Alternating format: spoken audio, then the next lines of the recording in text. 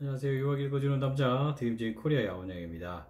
제가 유튜브 영상을 이제 7월 달에 몰타가 입국이 좀 어렵다, 학교에 기숙사 자리나 이런 것들이 좀 어렵다고 말씀드렸더니 한 분이 추천할 수 있는 어학원을 말씀해 주실 수 있냐고 이렇게 댓글을 다셨어요. 그래서 저도 그 댓글에 다시 좀 달았는데, 일단 저 기준으로는 학교를 추천해 드리기 위해서는 학생의 성향이 필요해요. 어떤 성향을 가지고 계신지, 그리고 예산은 어느 정도인지, 어느 정도의 기간을 연수 기간으로 산정하셔서 몰타로 가시려고 하는지. 제가 이 이유를 묻는 이유는 뭐냐면, 어떤 분들은 몰타가 적합하지 않으실 수 있어요. 그리고 목적이 또는 본인의 성향이 몰타라고 하는 나라가 제공할 수 있는 것과 몰타라고 하는 곳에 연수로 오는 친구들과 함께 소셜라이즈를 하면서 학업하는 데 있어서의 도움이 될 수도 있고 아닐 수도 있기 때문에, 그냥 어떤 학교가 무조건 좋습니다 1, 2, 3 이렇게 정해드리기는 좀 어렵더라고요. 그래서 그렇게 댓글을 달아드렸는데, 그와 더불어서 제가 생각하는 좋은 학교라고 하는 그런 질문에 대한 답을 한번 준비해 볼까 합니다. 우선적으로는 제가 이 일을 한 16년, 이제 17년 차 접어드는데, 이 일을 하면서 학교가 같이 성장하는 학교를 좀 좋아하는 편이에요. 그 이유는 제가 십몇 년 전에 그 학교의 모습을 봤잖아요. 디렉터라든지 학교 매니저들 뿐만 아니라 매니지먼트 자체를 보았기 때문에, 그 사람들이 어떻게 회사를 운영하고 있고, 속된 말로 학생을 돈으로 보느냐, 아니면 이 사람들이 정말 학생들을 소중하게 생각하고 이 학생들이 영어라고 하는 걸 통해서 성장해서 더 큰 미래에 준비할 수 있는 하나의 좋은 그 학교가 좋은 어떤 밑바탕이 될 수 있느냐를 생각하느냐에 대한 차이들이 저한테 좀 중요한 것 같습니다. 그래서 이런 부분들 좀 중요하게 생각해서 학교가 성장하는 학교를 첫 번째로 좀 보고요. 두 번째는 아무래도 제가 에이전트이기 때문에 학생들을 보내고 난 다음에 학생들의 컴플레인이 나올 수 있고, 또 어려움이 생겼을 때 이 내용을 다시 학교에다가 전달했을 때 얼마만큼 시리어스하게 받아들이느냐, 그리고 조치를 가능한 한 빨리 해줄 수 있느냐, 안 되면 안 된다고 답을 주느냐, 이런 어떤 학생들에 대한 케어에 대해서 또는 저의 질문에 대해서 리스폰스 빠른 데를 저는 좀 좋아하는 편이고요. 세 번째는 아무래도 저희 학생들의 피드백도 굉장히 중요합니다. 사실은 다른 것보다도 이 학생들의 피드백이 되게 중요한데, 이 피드백에 대한 부분이 이제 두 가지 측면을 같이 가지고 있어요. 뭐냐면, 이 학생이 경험했던 것들에 대해서 나쁘게 어떤 경험이 있었다면 이 친구는 이 학교는 정말로 나쁜 학교에 소개하면 안 되는 학교고요. 근데 어떤 학생은 이 학교에서 너무나도 좋은 결과물을 얻었고 본인이 그곳에 생활하면서 굉장히 만족했다면 이 학생의 피드백은 굉장히 좋았겠죠. 저도 학생들로부터 피드백을 받을 때 좀 세부적인 내용들을 물어보려고 노력합니다. 정말 그래서 그것들에 대한 자료를 객관화해서 제가 그거를 다음 상담한 학생들한테 전달해 주고자 노력하거든요.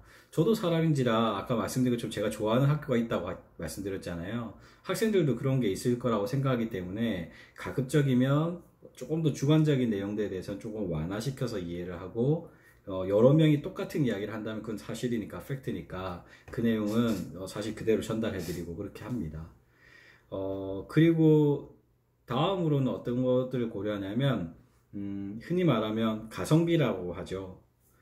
그 본인이 그 지불하는 금액에 대한 충분한 가치가 있는지에 대한 부분을 전 좀 생각합니다. 학생이 돈을 많이 내는데 얻어갈 수 있는 어떤 베네핏이 작다라고 하면 저는 그 학교보다는 가격 대비 더 알차게 구성되어 있거나 그런 부분들이 있는 학교를 추천드리고 싶습니다. 그 이유는 전체적으로 예산은 한정되어 있고 너무 학교 쪽에다 투자를 많이 해버리면 현지에서 여행하거나 또는 유럽 여행을 할 때에 그런 기회비용을 잃게 되기 때문에, 이런 부분들을 좀 완화하기 위해서 저는 전체적인 예산에서 본인이 투자할 수 있는 예산, 거기서 또다시 학교들을 이렇게 구분을 좀 지어가지고 그래도 가장 효과적으로 그 돈을 잘 사용할 수 있는 학교를 추천드리는 편이고요. 또 다른 하나는 퍼실리티, 그러니까 시설적인 면입니다. 그거는 몰타를 가신 분은 아시겠지만 학교 시설들은 그렇게 큰 차이가 안 나지만 기숙사에서 많은 부분들이 벌어지거든요. 근데 기숙사가 왜냐하면 학생들이 학교에서 보내는 시간은 기껏 해봐야 3시간 내지 5시간, 6시간 정도밖에 안 되는데, 나머지 몰타에서 지내는 동안의 시간이 기숙사에서 굉장히 많잖아요. 잠도 자야 되고요. 그러면서 볼 때 이곳의 시설 또는 이제 이곳에서 받게 되는 여러 가지 환경적인 요인들이 전 중요하다고 생각해서 이 부분 좀 중요하게 생각합니다. 한국 사람들의 어떤 그 기준이라고 하는 스탠더디제이션 자체가 굉장히 높이 되어 있습니다. 그렇기 때문에 그런 것들을 맞추려고 하면 비용을 좀 더 내더라도 기숙사를 좀 좋은 곳을 선택하실 수 있도록 좀 저는 조언을 해드리는 편이고요. 만약에 그 부분을 좀 내가 감수하겠다라고 하면 말씀드렸던 아까 그 가성비적인 부분으로 고려하고 있습니다. 여튼 생활에 대한 부분이 편리했으면 좋겠다라고 하는 부분은 제가 상담하면서 좀 중요하게 푸는 부분이고요. 다른 하나는 이제 국적 비율입니다. 뭐 이거는 학교 선택에 있어서도 굉장히 중요하다고 생각하실 수 있는데 내가 같이 공부하는 학생들이 어느 대륙에서 온 친구들인가가 한편으로는 되게 중요한 요소들이 됩니다. 첫 번째로 한 국적이 너무 많이 몰려 있는 학교들은 그 학생들끼리 자국어를 쓸 확률이 많이 높아요. 그러다 보면 내가 영어 쓰고 싶어서 그쪽으로 연수를 간 건데 그 친구들하고 같이 어울리다 보면 자기들끼리는 자국어를 쓰고 나는 좀 소외되고 이런 일들도 생기고, 기숙사에서도 같이 생활하지만 한국적 친구들이 많이 몰려 있다 보면 제가 소외되거나 아니면 언어적인 어떤 문제들이 생길 수도 있습니다. 그래서 가능한 한 국적이 다양하게 분포되어 있는 학교를 선정하고 싶고요. 또 학교뿐만 아니라 기숙사에서도 배분을 좀 잘 할 수 있는 그런 학교들을 저는 좀 추천해 드리고 싶습니다. 그래서 학교들 굉장히 많아요. 그리고 제가 보냈던 학생들을 보냈던 학교도 있고 아직까지 보내지 못한 학교들도 있습니다. 그래서 학교를 아직 보내지 못했던 학교들은 제가 추천할 때 다른 에이전트 분들한테 상의도 좀 하고요. 또는 제가 다른 것들 자료들 저도 학생들처럼 리서치를 해가지고 장단점을 비교해보고 그럼에도 불구하고 가도 괜찮겠다 판단이 되면 추천해드리고, 안 그러면 그냥 여전히 제 생각이 변화가 없다면 추천을 안 해드리는 편입니다. 제가 1년에 한 번 정도는 꼭 몰타에 들어가서 학교들 둘러보고 또 학교 담당자들이나 이런 분들도 만나고 업데이트도 하는데요. 그러면서 볼 때 그 담당자들이 너무 자주 바뀌는 학교들도 사실 좀 저는 캐치업 마크를 찍습니다. 왜냐하면 직장을 다니는 사람으로서 그 회사가 안정적이거나 대우가 적절하지 않다라고 하면 더 좋은 조건을 제시하는 곳으로 이동을 하게 되잖아요. 또는 그만두게 되잖아요. 마찬가지로 담당자들이 너무 자주 바뀐다라고 하는 거는 그 직업에 대한 안정성에 대한 부분이 이슈가 있다는 거고, 그건 매니저먼트와의 커뮤니케이션의 문제든 아니면 학교의 재정상의 문제든 이런 부분들이 이슈가 될 수 있기 때문에 가급적이면 저는 그런 이슈가 있는 학교들은 추천을 좀 덜 하는 편입니다. 아직까지 몰타는 재정적으로 문제가 생겨서 학교들이 문을 막 닫는 그런 상황들은 없었지만 이 코로나 이후에 조금의 변화는 있었었고 또 있을 것이라고 예상이 됩니다. 에이전트가 학생과 상담을 하고 등록을 진행하고 나서 이제 재정적인 부분에 있어서는 에이전트들은 권한이 사실은 없어요. 왜냐하면 학생들과 저희와의 계약이 있고 또 학교와 저희와의 계약이 있는데, 궁극적인 본 계약은 학생과 학교와의 계약이잖아요. 그러면 학교로부터 돈이 건너가서 이 학교에 문제가 생겼을 때 어떻게 처리를 해야 되냐면 에이전트가 요청해서 그 돈을 받아야 되고 다시 이거를 학생한테 전달해 드리는 과정에 있는데, 대부분의 환불 규정을 보면 리펀드 policy라고 하죠.